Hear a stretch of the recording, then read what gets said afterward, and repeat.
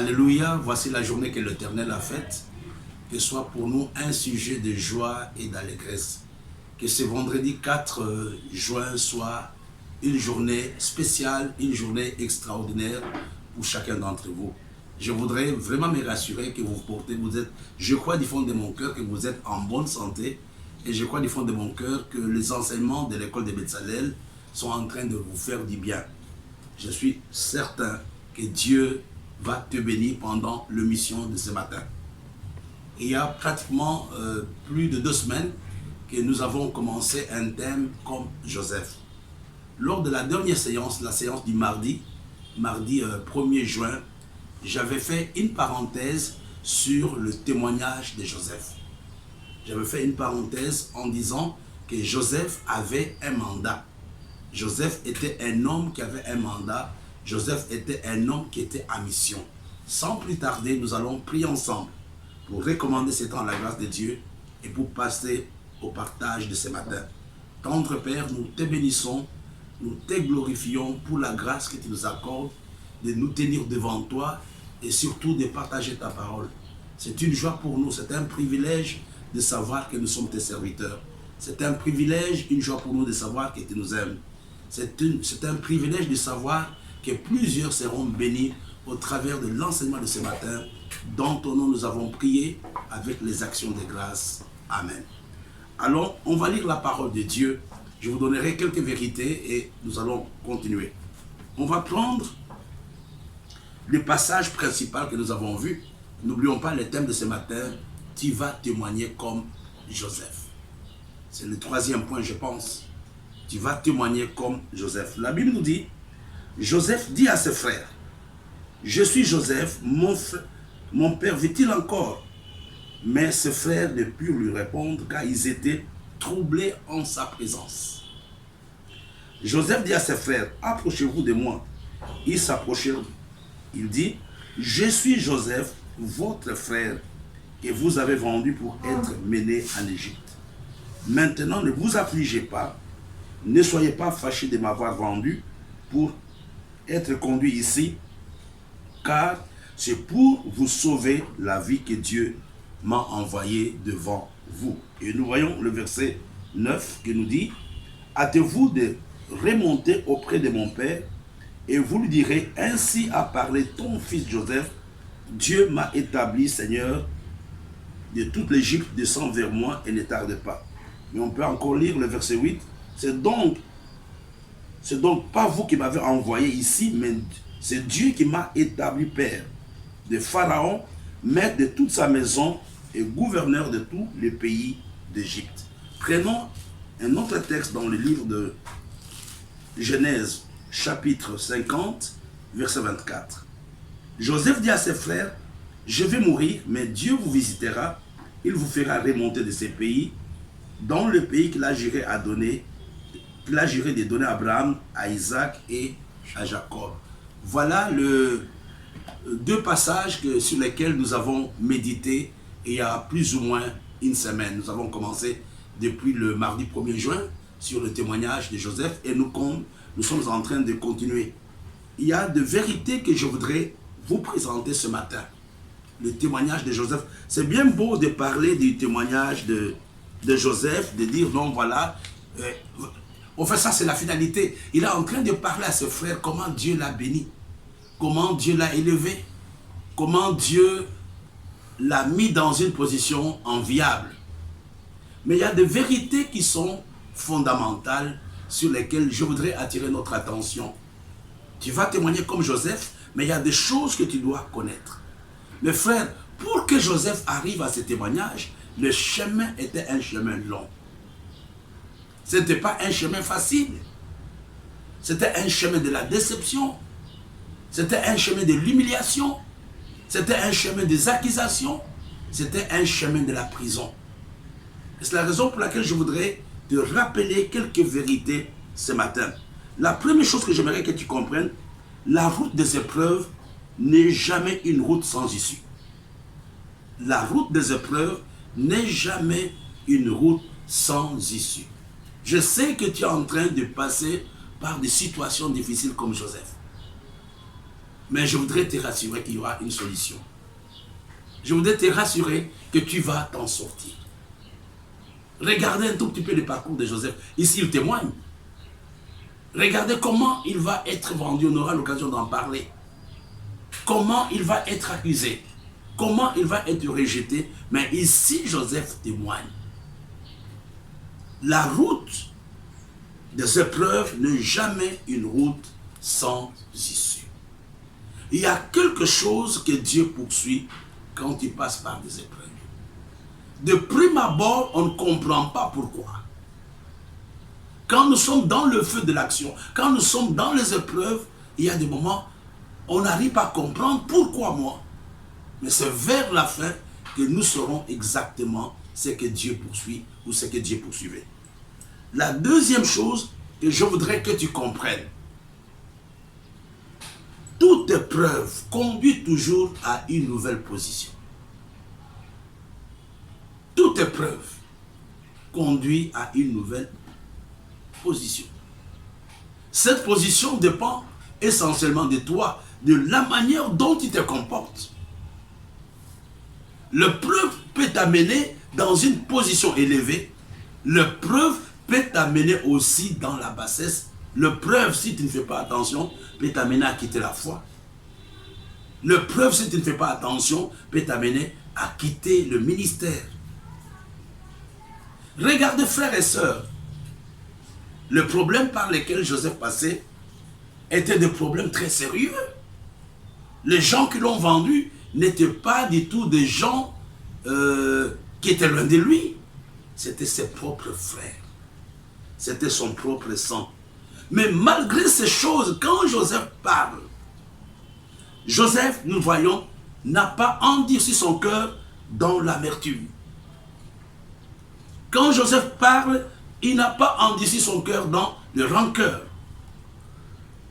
dans la rancune, envers Dieu, envers ses frères et envers lui-même. Il a été souple, il a dit non, écoutez, je ne vous en veux pas. Le problème par lequel je suis passé, c'est Dieu qui l'a permis. Au fait, Joseph a gardé intact son cœur.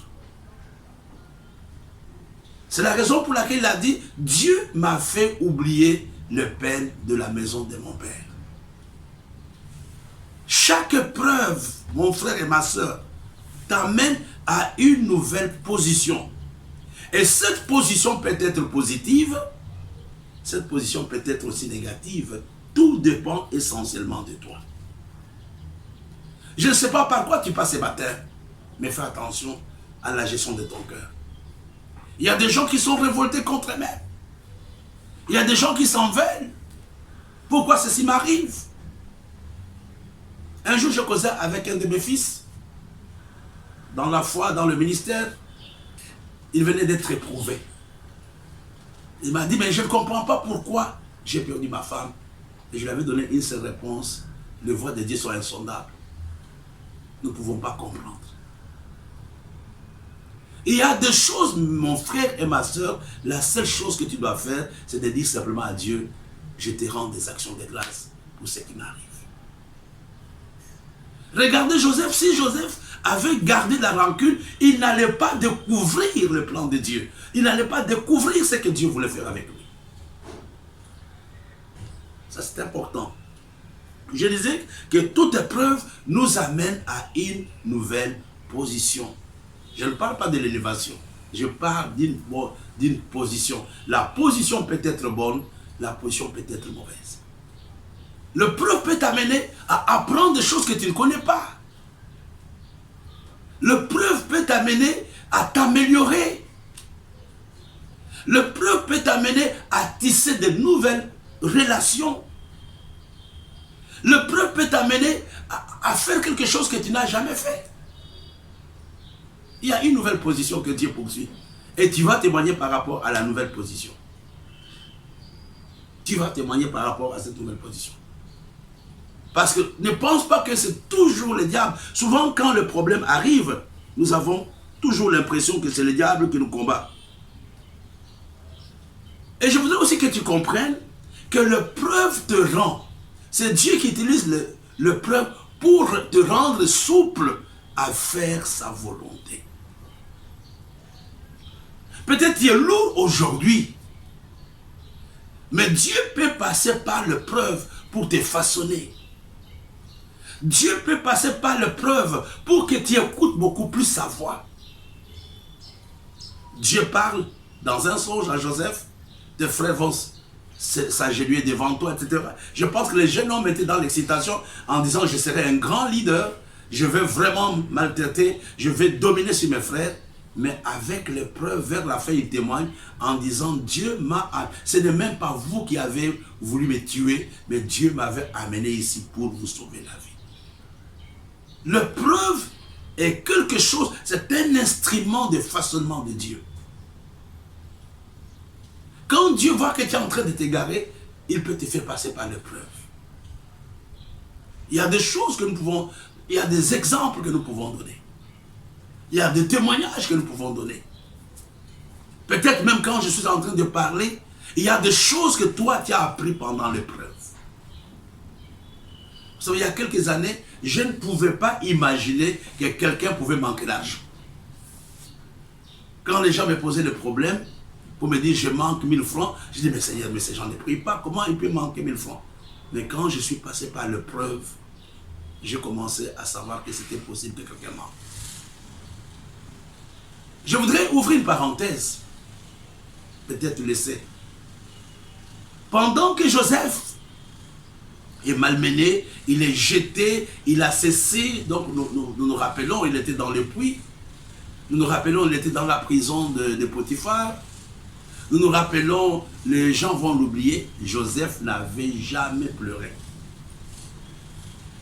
Joseph était intact. Jusqu'au moment où il sort de la prison, quand il devient Premier ministre, quand il va voir ses frères, c'est que Dieu poursuivait était arrivé. Pour la première fois, Joseph pleure. Maintenant, les cœurs de pierre, cette dureté était brisée. Et Joseph pleure pour la première fois. L'objectif de Dieu était atteint. L'adversité, l'épreuve nous rend aptes à faire la volonté de Dieu. En fait, Dieu ne lui a pas dit exactement au début de son appel que tu vas faire ceci et cela. Il y a certaines choses par lesquelles tu passes aujourd'hui. C'est simplement Dieu qui t'amène à ce que j'appelle à ton point de bénédiction. Ne pleure pas. Nous devons nous fortifier. Quand quelqu'un passe par l'adversité, quand quelqu'un passe par l'épreuve, on n'a pas à l'accuser, on n'a pas à le rejeter. Qu'est-ce que nous devons faire? C'est être auprès de lui, l'encourager, le fortifier en disant tu peux y aller, tu peux y aller, tu peux y aller. Tu peux y arriver. Il y a des moments, mes bien-aimés, les gens ont besoin que nous puissions les encourager quand ils passent par des problèmes. Par un petit mot, par une présence, par un cadeau. Le comble que souvent quand les gens passent par les difficultés, le premier réflexe de certaines personnes, c'est Dieu qui l'a frappé. Il a péché, il n'est pas sérieux, il n'est pas organisé. Il y a certaines choses, tu peux être dans la sainteté, tu peux faire ceci et cela. Mais qu'est-ce que Joseph avait fait pour mériter tout cela? C'était le plan de Dieu. Alléluia. Et je voudrais aussi que tu comprennes que l'épreuve t'amène à adopter un nouveau comportement et de nouvelles attitudes dans la vie. L'épreuve t'amène à adopter un nouveau comportement, de nouvelles attitudes et avoir un nouveau langage. Ici, quand Joseph se présente devant ses frères, il parle en leader. Il ne parle pas comme petit frère. Il parle en leader, que n'ayez pas peur. Dieu m'a envoyé ici pour vous sauver la vie. Je vois déjà ces jeunes hommes. Je ne sais pas comment, ces frères paniquaient en le regardant. Je vais te dire une chose, toi qui me suis ce matin. Si l'épreuve par laquelle tu passes te laisse intacte, tu n'as pas encore compris. L'épreuve t'amène à réajuster quelque chose dans ta vie. L'épreuve t'amène à réajuster quelque chose dans ta façon de voir le monde, de voir les autres, de voir l'église. L'épreuve amène au réajustement de comportement, au changement de comportement, au changement d'attitude, au changement de quoi? Au changement de langage. On se rappelle l'épreuve de Jacob, cet homme qui comptait sur son intelligence, mais devant Péniel, les jours qu'il a combattu avec Dieu, Dieu a enlevé tous les moyens. Maintenant, Jacob était devenu dépendant. Il y a des choses par lesquelles tu passes. C'est Dieu qui le permet. Il veut que tu dépendes de lui. C'est Dieu qui le permet parce qu'il veut t'amener à être une bénédiction pour quelqu'un. Je prêchais il y a quelque temps. Comment vas-tu consoler quelqu'un si tu n'as jamais pleuré? Comment vas-tu consoler quelqu'un si tu n'as jamais pleuré? C'est la raison pour laquelle Jésus avait pris la forme d'homme. Pour comprendre un tout petit peu, les anges ne peuvent pas intercéder comme Jésus. Ils ne le connaissent même pas. Mais Jésus a été sur cette terre. Il a pris la forme de l'homme. Il sait c'est quoi un homme. C'est quoi la tentation. C'est quoi avoir la faim. C'est quoi l'accusation. Personne ne peut consoler. Ça je te dis, ne console pas quelqu'un si toi-même tu n'as jamais été consolé. Si tu n'as jamais pleuré. Je sais ce quoi perdre un enfant. Un grand garçon, je sais c'est quoi. Je sais c'est quoi être accusé. Je sais c'est quoi être rejeté. Il y a des choses que Dieu fait parce qu'il te rend apte. Parce qu'il veut te rendre apte pour pouvoir aider les autres. Vous savez, frères et sœurs, quelqu'un me disait, il y a deux types de pasteurs. Il y a des pasteurs de bureau et il y a des pasteurs de terrain. Quand tu es dans le bureau, tu ne connais pas certaines réalités. Mais il faut être un pasteur de terrain. Tu sais exactement c'est quoi la souffrance, c'est quoi ceci, c'est quoi cela. Alléluia. Alors, qu'est-ce que je disais? Le preuve, donc, les situations par lesquelles Joseph passait avant de pouvoir donner son témoignage était l'école de Dieu. Avant que Joseph ne donne le témoignage, Dieu l'a fait passer par une école. C'était quelle école? C'était l'école de la prière. Je pense que quand Joseph, il y a des choses qu'il ne comprenait pas, Joseph a commencé à prier. C'était quelle école? C'était l'école de la formation au leadership. Dieu le formait. Parce que c'est lui-même qui va dire, Dieu m'a amené ici pour vous sauver la vie. C'était l'école de la transformation. Mais j'ai une bonne nouvelle pour quelqu'un ce matin. La Bible nous dit dans le livre de Genèse, au chapitre 50, qui m'intéresse, vous aviez médité de me faire du mal. Dieu l'a changé en bien pour accomplir ce qui arrive aujourd'hui, pour sauver la vie à un peuple nombreux. Ça, c'est le verset qui va servir de conclusion de cette émission, mais il y a des réalités que j'aimerais que tu comprennes. Regardez comment Joseph dit, vous avez voulu me faire du mal. Vous avez médité de me faire du mal. Quand on parle de méditer, ce n'est pas, il n'avait même pas parlé, c'est quelque chose qui était au niveau de la pensée de ses frères. La méditation, ce n'était pas encore, ce n'était pas en action, mais Dieu était déjà au courant. Ces gens n'avaient même pas encore fait le mal, mais Dieu avait déjà pris les dossiers en main. J'aimerais te dire, mon frère et ma soeur, que le problème par lequel tu passes, Dieu le connaissait avant. Il ne va pas t'abandonner. Les problèmes ne vont pas te noyer. Mais quelles sont les vérités que je voudrais te dire pour terminer rapidement? La première chose, le message, le témoignage que Joseph nous donne au chapitre 50, la première leçon que nous pouvons retenir, c'est la victoire de la vision sur la méchanceté humaine. C'est la victoire de la pensée de Dieu sur la méchanceté humaine. Ce jeune homme était en face d'une grande méchanceté. Joseph était en face d'une grande méchanceté. Mais la méchanceté des hommes ne pouvait pas détruire la vision que Dieu lui a donnée. Je dis sur toi, je prophétise sur toi, que peu importe les choses par lesquelles tu passes, ce que Dieu t'a dit arrivera. La méchanceté humaine ne peut pas arrêter le programme de Dieu. La chose est en toi, on peut te malmener, on peut te chasser, mais la chose que Dieu a mis en toi arrivera à se matérialiser. Alléluia. Là, c'est important ce matin. La méchanceté des hommes, la sorcellerie. Les gens peuvent m'abandonner, les gens peuvent dire n'importe quoi, mais je sais que ce que Dieu m'a donné arrivera à se manifester.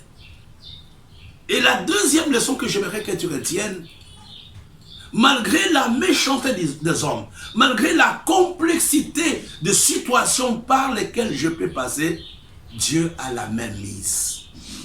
Dieu a les derniers mots, Dieu a le contrôle. On n'a pas vu Dieu agir dans la prison, mais il était là. On n'a pas vu Dieu agir dans le puits, il était là. On n'a pas vu Dieu agir dans les accusations de la femme de Potiphar, mais il était là. Dieu vérifie, Dieu a le contrôle de notre destinée. Qui va témoigner, mon frère? Malgré la méchanceté des hommes, qui va témoigner. Dieu te fait passer par la situation présente, c'est pour te donner un grand témoignage. Les gens disent que plus l'adversité est grande, plus le témoignage sera fort. Nous voyons le témoignage de Joseph, c'était un témoignage après un chemin de beaucoup de problèmes et de beaucoup d'épreuves. Que Dieu nous bénisse. Je voudrais nous dire, par la grâce de Dieu, nous allons commencer la FS, c'est dimanche 6 juin à Yaoundé, chez le docteur Essomba Alphonse. Nous serons, je prends par la grâce de Dieu en direct, le dimanche 6 juin, nous serons à Yaoundé. Nous vous invitons, si vous voulez, de suivre comment les choses vont se passer. Nous voulons vous donner rendez-vous le mardi 8 juin. Et le mardi 8 juin, nous allons avoir le col des Messaliers le matin, mais le soir, j'aurai un direct. Ça sera l'anniversaire de l'église, ça sera l'anniversaire du Rocher, ça sera 25 ans. Et cette église existe, on aura une émission spéciale, un direct spécial. Rendez-vous mardi matin à partir de 8 h. Nous allons vous attendre pour les directs que nous allons faire à partir de 17 h. Ayez un très bon week-end, que Dieu vous bénisse. You're amazing.